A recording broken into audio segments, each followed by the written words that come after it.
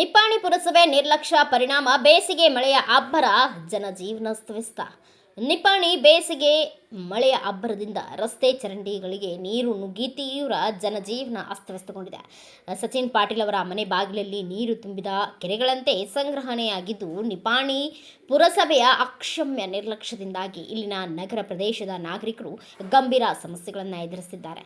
ಬೇಸಿಗೆಯಲ್ಲಿಯೂ ಈ ಪ್ರದೇಶದ ಚರಂಡಿಗಳು ಮುಚ್ಚಿ ಹೋಗಿವೆ ಮತ್ತು ಕೊಳಚೆ ನೀರು ನೇರವಾಗಿ ರಸ್ತೆಗೆ ಪ್ರವೇಶಿಸುವುದರಿಂದ ಮನೆಗಳ ಮುಂದೆ ದುರ್ವಾಸನೆ ಬರುವ ನೀರಿನ ದೊಡ್ಡ ದೊಡ್ಡ ಹೊಂಡಗಳು ಸಂಗ್ರಹವಾಗಿವೆ. ಈ ಗಂಭೀರ ಪರಿಸ್ಥಿತಿಯಿಂದಾಗಿ ಸ್ಥಳೀಯ ನಿವಾಸಿಗಳು ಆಡಳಿತದ ವಿರುದ್ಧ ಅಪಾರ ಆಕ್ರೋಶ ವ್ಯಕ್ತಪಡಿಸಿದ್ದಾರೆ. ನಿಪ್ಪಾಣಿ ಶಹರದ ಪ್ರಸ್ತುತ ಬಿಸಿಲು ಹೆಚ್ಚಾಗಿದ್ದು, ನಗರದಲ್ಲಿ ಮಳೆಗಾಲದ ಪರಿಸ್ಥಿತಿ ಉದ್ಭವಿಸಿದೆ. ನಿಯಮಿತವಾಗಿ ಚರಂಡಿಗಳನ್ನು ಸ್ವಚ್ಛಗೊಳಿಸಿದ ಕಾರಣ ಒಳಚರಂಡಿ ಸಂಪೂರ್ಣವಾಗಿ ನಿಂತು ಹೋಗಿದೆ. ಈ ಚರಂಡಿ ಅನೇಕ ಮನೆಗಳ ಬಾಗಿಲಿಗೆ ತಲುಪಿದೆ. ಪರಿಸ್ಥಿತಿ ತುಂಬಾ ಭೀಕರವಾಗಿದ್ದು, ನಾಗರಿಕರು ತಮ್ಮ ಮನೆಗಳಿಗೆ ಹೋಗಲು ಮತ್ತು ಬರಲು ಮರದ ರೆಪ್ಪೆಗಳನ್ನು ಬಳಸಬೇಕಾಗುತ್ತದೆ.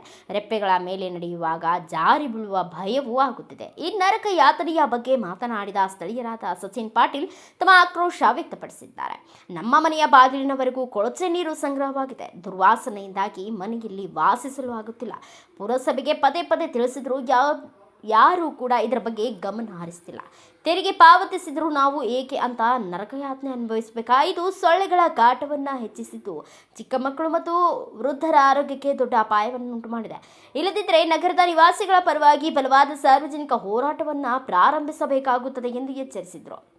ಬ್ಯೂರೋ ರಿಪೋರ್ಟ್ ರಾಜು ಮುಂಡೆ, ಭಾರತ ವೈಭವ ನ್ಯೂಸ್, ನಿಪ್ಪಾಣಿ.